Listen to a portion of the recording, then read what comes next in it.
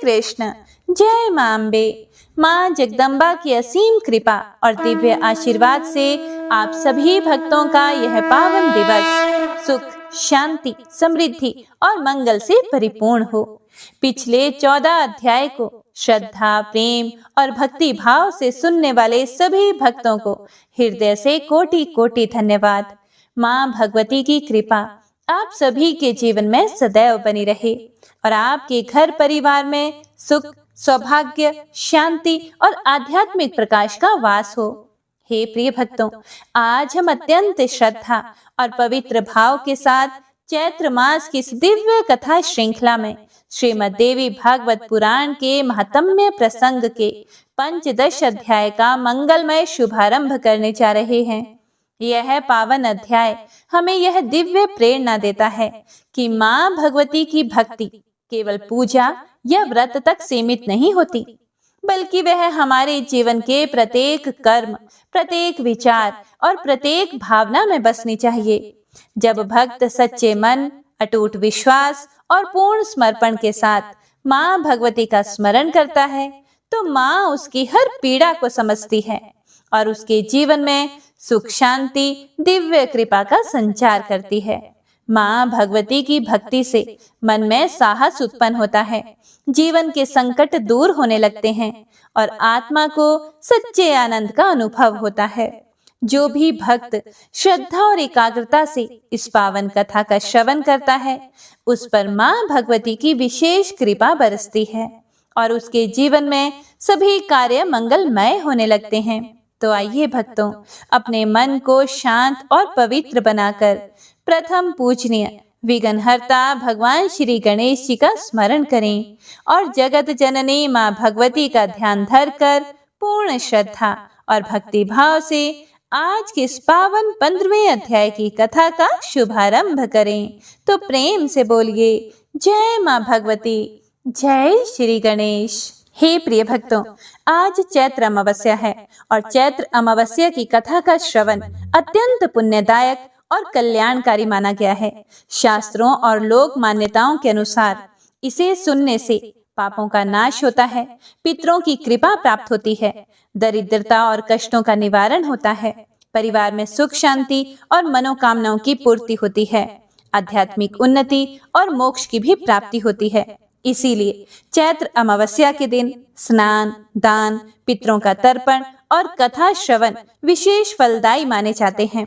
तो आइए सबसे पहले सुनते हैं अमावस्या की कथा, उसके बाद आज की महत्तम कथा सुनेंगे। कांचीपुरम के नगर में देव स्वामी नाम का एक ब्राह्मण रहता था और उसकी पत्नी का नाम धनवती और पुत्री का नाम गुणवती था। उसके 7 पुत्र थे। देव स्वामी ने अपने 7 पुत्रों का विवाह कर दिया। इसके बाद अपनी पुत्री के विवाह के लिए योग्य वर की तलाश के लिए उसने अपने बड़े लड़कों को बाहर दूसरे देश भेज दिया। इधर देव स्वामी ने भी अपनी पुत्री गुणवती की कुंडली एक ज्योतिषी को दिखाई। ज्योतिषी ने गुणवती की कुंडली देखकर कहा कि हे ब्राह्मण देव, आपकी पुत्री की कुंडली में तो दुर्भाग्य लिखा है। आपकी पुत्री की कुंडली में विवाह का योग है ही नहीं। यदि इसका विवाह हुआ भी तो सप्तपदी होते होते ही आपकी कन्या विधवा हो जाएगी। हे प्रिय भक्तों, यह बात सुनकर देव स्वामी अत्यंत दुखी हुए और ज्योतिषी से इसके निवारण का उपाय पूछने लगे। ज्योतिषी ने उपाय बताकर कहा कि इस योग का निवारण सिंघल द्वीप निवासिनी सोना नाम की धोबन को घर बुलाकर उसकी पूजा करने से ही संभव हो पाएगा। ज्योतिषी के मुंह से ऐसी बात सुनकर देव स्वामी ने अपने सबसे छोटे बेटे के साथ अपनी पुत्री को सोना धोबिन के घर लाने के उद्देश्य से सिंघल द्वीप जाने के लिए तैयार किया। अब वे दोनों भाई बहन समुद्र के तट पर पहुंचकर समुद्र पार करने का उपाय सोचने लगे, लेकिन समुद्र बहुत विशाल था। उन्हें कोई उपाय नहीं सूझ रहा था। थक हार कर दोनों भाई बहन भूखे प्यासे ही एक वट वृक्ष के नीचे छाया में बैठ गए। उसी पेड़ पर घोंसले में एक गिद्ध का परिवार रहता था। उस समय घोंसले में सिर्फ गिद्ध के बच्चे थे। वे सुबह से भाई बहन के क्रियाकलापों को देख रहे थे। शाम को जब गिद्ध के बच्चों की माँ भोजन लेकर घोंसले में आई तो वे उस भाई बहन की कहानी को बताने लगे। उनकी बात सुनकर गिद्ध की माँ को नीचे बैठे भाई बहन पर बहुत दया आई और बच्चों को आश्वासन दिया कि वह उनकी समस्या का समाधान अवश्य ही करेगी। यह सुनकर गिद्ध के बच्चों ने भोजन ग्रहण किया। दया और ममता के वशीभूत गिद्ध माता उनके पास आई और बोली कि मैंने आपकी समस्याओं को जान लिया है। इस वन में जो भी फल फूल मिलेगा मैं आपके लिए ले आती हूँ तथा प्रातःकाल मैं आपको सिंघल द्वीप धोबिन के पास पहुंचा दूंगी। अगले दिन सुबह होते ही गिद्ध माता ने दोनों भाई बहनों को समुद्र पार करवाकर सिंघल द्वीप सोना के घर पहुंचा दिया। गुणवती प्रतिदिन सुबह सूर्योदय से पहले उठकर सोना धोबन का घर लीप दिया करती थी। एक दिन सोना धोबन ने अपनी बहुओं से पूछा कि प्रतिदिन सुबह सुबह हमारा घर कौन लीपता है? तो बहुओं ने तारीफ बटोरने के लिए कहा कि हमारे अलावा और कौन करेगा भला। लेकिन सोना धोबन को उनकी बातों पर यकीन नहीं हुआ और वह यह जानने के लिए पूरी रात जागती रही। तभी उसने सुबह गुणवती को घर साफ करते हुए देख लिया और उससे उसकी परेशानी पूछी। तो गुणवती ने अपनी परेशानी बताई, जिसे सुनकर सोना धोबन चिंतित हो गई और उसके घर जाकर पूजा पाठ करने के लिए तैयार भी हो गई। घर से निकलने से पहले सोना धोबन ने अपनी बहुओं से कहा कि यदि मेरी अनुपस्थिति में किसी की भी मृत्यु हो जाए तो उसके शरीर को नष्ट मत कर देना। क्षण भर बाद ही दोनों अतिथियों के साथ सोना धोबन कांचीपुरम पहुंच गई। दूसरे दिन गुणवती का विवाह संपन्न हुआ और सप्तपदी होते होते उसके पति की मृत्यु हो गई, जैसा कि गुणवती के भाग्य में लिखा था। तब सोना धोबन ने अपने संचित पुण्य का फल गुणवती को दान देकर उसके पति को जीवित कर दिया और उन्हें आशीर्वाद देकर वह स्वयं सिंघल द्वीप के लिए रवाना हो गई। संचित पुण्य के क्षीण होने से सोना धोबन के घर उसके पुत्र, दामाद और पति की मृत्यु हो गई। यह जानकर नया पुण्य संचित करने के उद्देश्य से सोना धोबन रास्ते में एक जगह पर रुक गई। नदी के किनारे पर स्थित एक पीपल के वृक्ष की छाया में भगवान श्री हरि विष्णु का और भगवान शिव का उसने पूजन किया और पीपल के वृक्ष की 108 परिक्रमाएं की। इतना करते ही सोना धोबन के पुत्र, दामाद और उसके पति पुनर्जीवित हो गए। उसका घर धन धान्य से भर गया। इस प्रकार निस्वार्थ भाव से सेवा करने का उत्तम फल सोना धोबन को प्राप्त हो गया। हे प्रिय भक्तों, इस प्रकार किसी भी अमावस्या तिथि पर किसी पवित्र नदी में स्नान करके विधिवत भगवान विष्णु जी की पूजा अर्चना करने और पीपल के पेड़ की परिक्रमा करने से मनोवांछित फल की प्राप्ति होती है तथा परिवार के सदस्यों पर भगवान श्री हरि विष्णु का आशीर्वाद सदैव बना रहता है। तो सभी भक्तजन एक बार प्रेम से बोलिए, भगवान श्री हरि विष्णु और माता लक्ष्मी की जय। बोलिए, भगवान शिव और माता पार्वती की जय। तो आइए आज की महात्म्य कथा का शुभारंभ करते हैं। जय श्री गणेश। व्यास जी कहते हैं, दुर्मुख युद्ध में काम आ गया। यह समाचार सुनकर महिषासुर क्रोध से मूर्छित हो गया। यह क्या हो गया? ऐसा बार बार वह संपूर्ण दानवों से पूछने लगा। उसने कहा कि दुर्मुख और वाशकल तो बड़े ही शूरवीर दानव थे। एक सुकुमार कन्या के हाथ से वे युद्ध भूमि में सदा के लिए सो गए। ये कितने महान आश्चर्य की बात है। देखो, यही दैव का विधान है। इससे सिद्ध हो रहा है कि मनुष्य सर्वथा परतंत्र है। अच्छे बुरे कर्मों के अनुसार सुख और दुख में लगने का अधिकार सदा एकमात्र प्रबल काल को ही है। ये दोनों तो बहुत ही प्रसिद्ध दानव थे, इनकी भी मृत्यु हो गई। इसके बाद अब क्या करना चाहिए? ये तो बड़ी ही विषम परिस्थिति सामने आ गई है। सब लोग परस्पर विचार करके जो उचित जान पड़े वे मुझे कहें। व्यास जी कहते हैं कि हे राजेंद्र, इस प्रकार अमित पराक्रमी महिषासुर के कहने पर उसका सेनाध्यक्ष महारथी चिक्षुराख्य बोला कि हे राजन, एक स्त्री के मार डालने में कौन सी चिंता की बात है, मैं उसका वध कर डालूंगा। ऐसा कहकर कुछ सैनिकों को साथ ले वह रथ पर बैठा और चल दिया। दूसरे शक्तिशाली ताम्र को उसने अपना अंग रक्षक बना लिया। चलते समय उसकी विशाल सेना की तुमुल ध्वनि से आकाश और दिशाएं गूंज उठी। चिक्षुराख्य आ रहा है, यह देखकर कल्याणमयी भगवती जगदम्बा बड़े अद्भुत ढंग से शंख ध्वनि, घंटा ध्वनि और धनुष की टंकार करने लगी। उस ध्वनि के प्रभाव से संपूर्ण राक्षसों के हृदय में आतंक छा गया। यह क्या? ऐसा कहकर वे वहां से भाग गए। भय के कारण उनका सर्वांग कांपने लगा। वे सब के सब भाग रहे थे। उनकी यह स्थिति देखकर चिक्षुराख्य के क्रोध की कोई सीमा नहीं रही। उसने दानवों से कहा, तुम्हारे सामने कौन सा ऐसा भय आ गया है? हे दैत्यों, अभिमान में चूर रहने वाली इस स्त्री को तो मैं आज ही बाणों के द्वारा यमपुरी भेज दूंगा। तुम लोग निर्भय होकर लड़ाई के मोर्चे पर डटे रहो। ऐसा कहकर उस पराक्रमी दैत्यवर ने हाथों में धनुष उठा लिया और युद्ध भूमि में आकर वह निश्चिंतता पूर्वक देवी से कहने लगा, विशाल नेत्रों से शोभा पाने वाली सुंदरी, तुम अन्य साधारण मनुष्यों को भयभीत करती हुई क्यों व्यर्थ में गर्ज रही हो? तुम्हारे इस गर्जन को सुनकर मैं नहीं डर सकता। हे सुलोचने, स्त्री का वध करना दोष है। इस कार्य से जगत में अपकीर्ति ही फैलती है। यह जानकर मेरा मन तुम्हें मारने से हट रहा है। तुम जैसी स्त्रियों के लिए कटाक्षों और हाव भावों से ही युद्ध का काम संपन्न हो जाता है। कभी कहीं भी शस्त्रों द्वारा इनका युद्ध नहीं हुआ है। तुम्हारे मन में भी मूर्खता ही भरी हुई है। तभी तो भोग संबंधी सुख का परित्याग करके तुम युद्ध की अभिलाषा प्रकट कर रही हो। युद्ध में तुम्हें किस गुण की झलक मिल रही है? युद्ध भूमि में तलवारें चलती हैं, गदा से प्रहार किए जाते हैं और चमकीले बाणों से शरीरों की धज्जियां उड़ जाती हैं।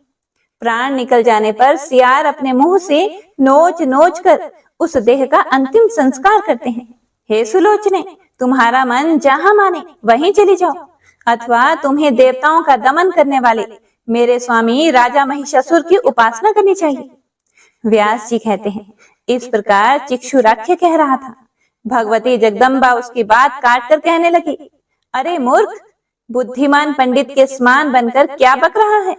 ना तो तू नीति शास्त्र जानता है और ना ही आन्वीक्षिक विद्या। ना तूने वृद्ध पुरुषों की सेवा की है और ना तुझे धार्मिक बुद्धि ही सुलभ है। आज तक मूर्ख की सेवा में लगा रहा, इसीलिए तू भी मूर्ख ही रह गया। जब तुझे राजधर्म ज्ञात ही नहीं, तब मेरे सामने क्यों व्यर्थ की बकबक कर रहा है? मेरे द्वारा युद्ध भूमि में महिषासुर अवश्य ही मारा जाएगा। युद्ध क्षेत्र की भूमि रुधिर से कीचड़ बन जाएगी। यश का स्थिर स्तंभ स्थापित होगा। इसके बाद मैं सुखपूर्वक प्रयाण कर जाऊंगी।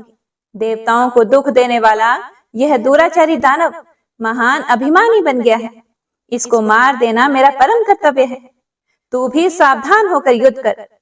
व्यास जी कहते हैं, भगवती जगदम्बा के ऐसे वचन सुनकर बल के अभिमान में मत वाले रहने वाले दानवों ने उन पर बाण वर्षा आरंभ कर दी, मानो दूसरे मेघ ही जल की धारा उड़ेल रहे हों। भगवती ने अपने तेज बाणों से चिक्षुराख्य के बाण काट डाले, साथ ही वे उसे तीरों से बींधने लगी। देवी के बाण ऐसे तीक्ष्ण थे मानो विषधर सर्प ही हो। उस समय भगवती और चिक्षुराख्य दोनों का वह परस्पर युद्ध आश्चर्यप्रद हो रहा था। जगदम्बा ने सिंह पर विराजमान रहकर गदा से उस दानव पर चोट की। कठिन गदाघात को ना सह सकने के कारण चिक्षुराख्य मूर्छित हो गया। 2 मुहूर्त तक अचेत न बनी रही। वह दुराचारी दानव पत्थर की भांति रथ पर पड़ा रहा। शत्रु सेना को कुचलने की शक्ति रखने वाले ताम्र में भी कम चपलता नहीं थी। चिक्षुराख्य को मूर्छित देखकर देवी से लड़ने के लिए वह भी युद्ध भूमि में आ डटा। उसे आते देखकर भगवती चंडिका ठठाकर हंसी और बोली कि हे दैत्यवर, आओ आओ, मैं अभी तुम्हें यमपुरी भेजने की व्यवस्था कर देती हूँ।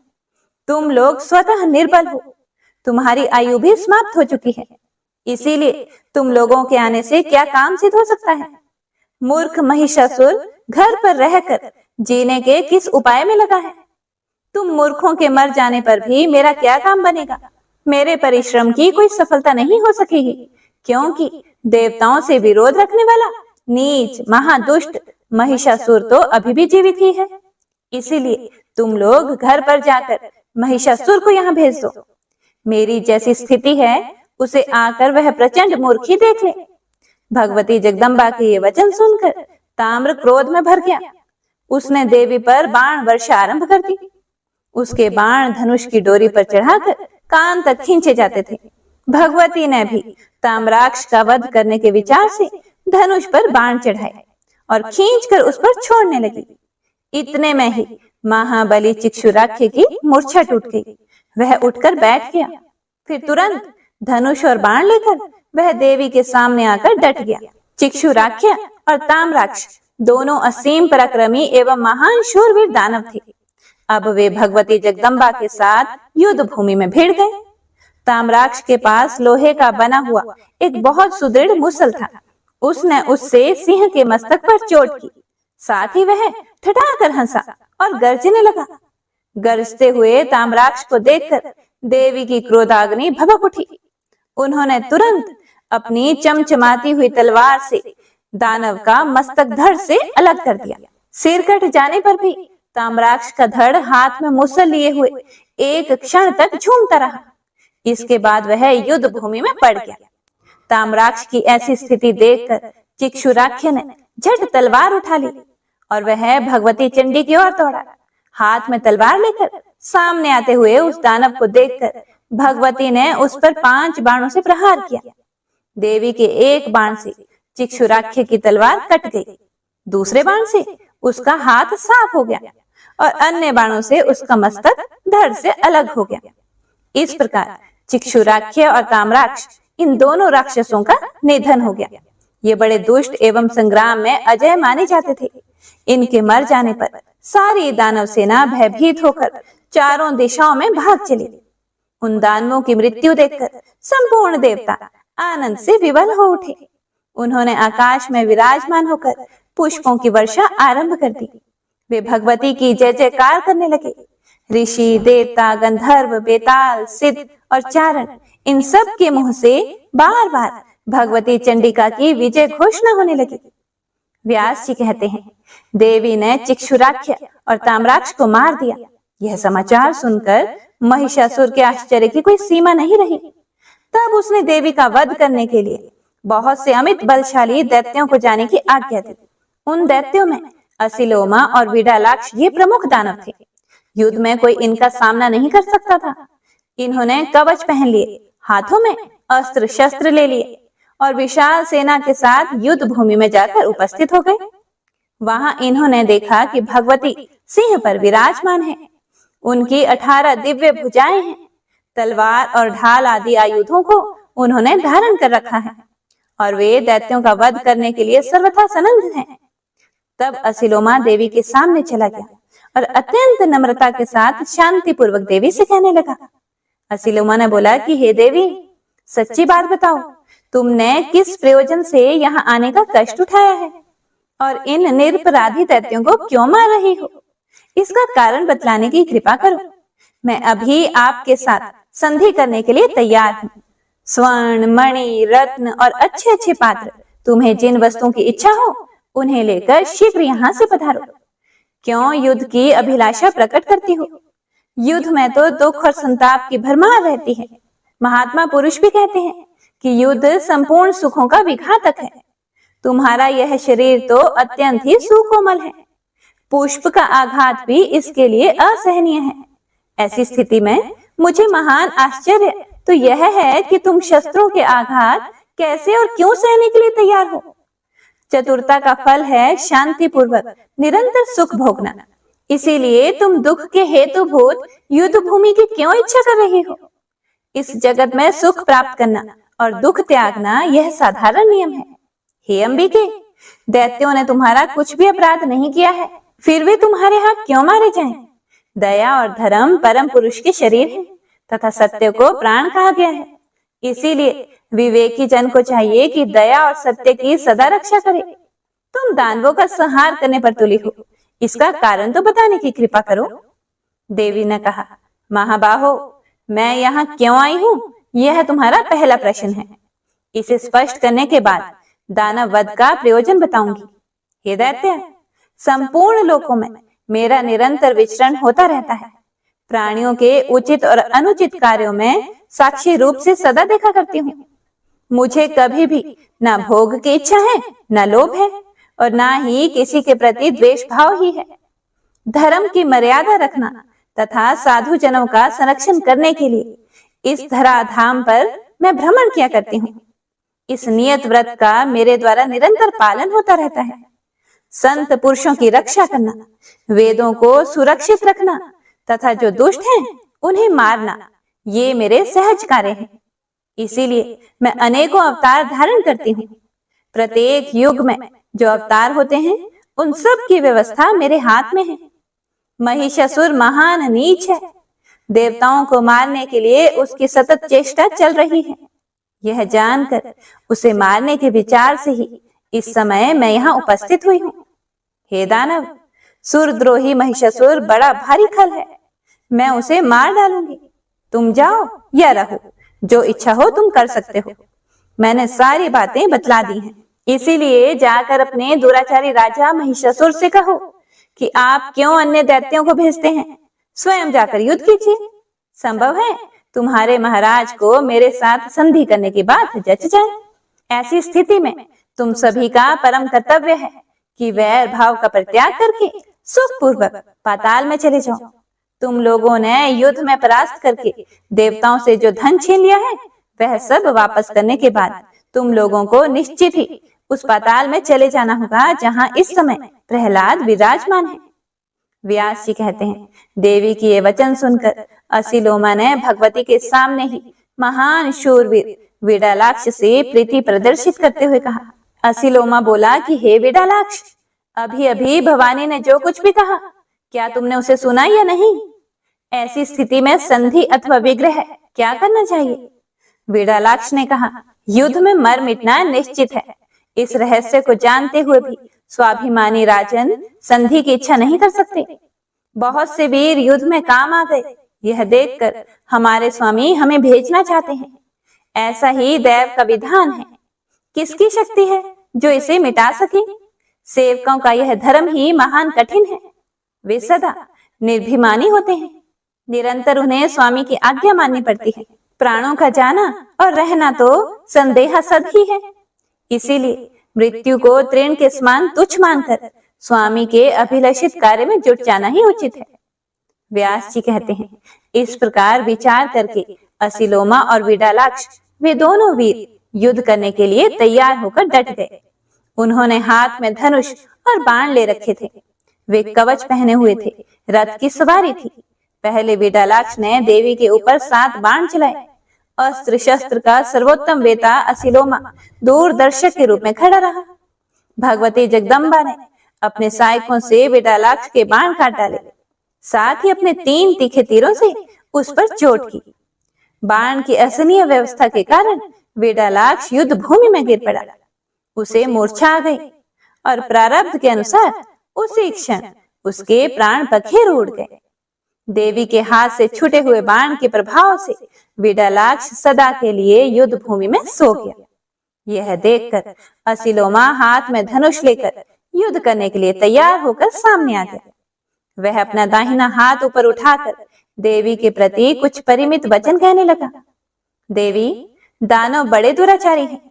मैं जानता हूं अब इनकी मृत्यु सिर पर आ गई है। फिर भी पराधीन होने के कारण युद्ध करना मेरे लिए परम कर्तव्य हो गया है। महिषासुर महान मूर्ख है। प्रिय और अप्रिय के विषय में वह कुछ जान ही नहीं पाता। उसके सामने हितकारक वचन भी यदि अप्रिय हैं तो मुझे नहीं कहने चाहिए। मैं वीर धर्म के अनुसार मर जाना उचित समझता हूँ, फिर चाहे वह शुभ हो या अशुभ। मेरी समझ से प्रारब्ध ही बलवान है। पुरुषार्थ को धिक्कार है, इससे कोई काम सिद्ध नहीं हो सकता। तभी तो आपके बाण लगते ही दानव जमीन पर लेटते चले जा रहे हैं। इस प्रकार कहकर दानव श्रेष्ठ असिलोमा ने देवी के ऊपर बाण बरसाना शुरू कर दिया। निकट आते ही भगवती ने अपने बाणों से उसके बाण काट डाले। साथ ही शीघ्रगामी अन्य बाणों से असिलोमा को गहरी चोट पहुंचाई। उस समय भगवती का मुखमंडल क्रोध से तमतमा उठा था। देवता दूर से देख रहे थे। असिलोमा का सर्वांग बाणों से बींध गया था। रुधिर की धार बह रही थी। इससे वह इस प्रकार शोभा पाता था कि मानो फूला हुआ पलाश का वृक्ष हो। फिर तो असिलोमा ने लोहे की बनी विशाल गदा हाथ में उठा ली। बड़ी शीघ्रता के साथ वह देवी की ओर दौड़ा। क्रोध में आकर उसने सिंह के मस्तक पर गदा चला दी। सिंह ने असीलोमा के किए हुए गदाघात की कोई भी परवाह नहीं की, उल्टे अपने नखों से उसकी छाती को चीर डाला। तब वह विकराल दैत्य हाथ में गदा लिए ही बड़े जोर से उछला और सिंह के मस्तक पर चढ़कर उसने भगवती जगदम्बा पर गदा से चोट की। हे राजन, देवी ने असीलोमा के किए हुए प्रहार को रोक लिया और उसी क्षण अपनी तीक्ष्ण तलवार से उसका मस्तक धड़ से काट गिराया। मस्तक कट जाने पर वह दानवराज असीलोमा तुरंत जमीन पर लेट गया। अब तो उस दुरात्मा दानव की सेना में हाहाकार मच गया।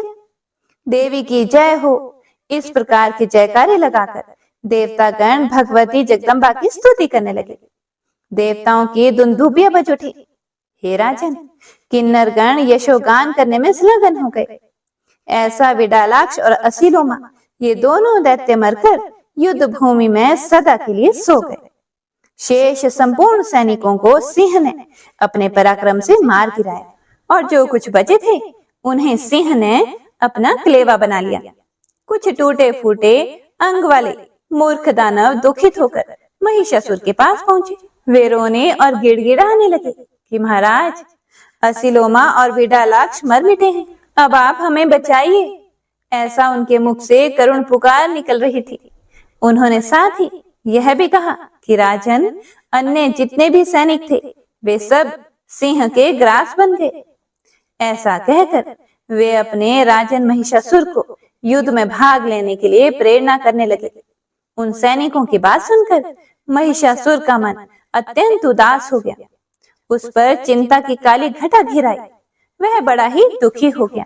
इसके बाद महिषासुर का देवी के सामने जाकर उनसे बातचीत करना तथा उसी प्रसंग में मंदोदरी का इतिहास कहने का वर्णन आप अगले अध्याय में सुनेंगे। जय माता दी। हे प्रिय भक्तों, तो आज की महत्तम कथा यहीं पर समाप्त होती है। इससे आगे का वृतांत आप सभी भक्तजन अगले अध्याय में जरूर सुनिएगा। हे प्रिय भक्तों, तो आइए अब सुनते हैं श्री दुर्गा चालीसा। नमो नमो दुर्गे सुख करनी, नमो नमो अम्बे दुख हरनी। निरंकार है ज्योति तुम्हारी, तीहू लोक फैली उजियारी। शशि ललाट मुख महाविशाला, नेत्र लाल भ्रिकुटी विकराला। रूप मातु को अधिक सुहावे, दर्श करत जन अति सुख पावे। तुम संसार शक्ति लय कीना, पालन हेतु अन्न धन देना। अन्नपूर्णा हुई जगपाला, तुम ही आदि सुंदरी बाला।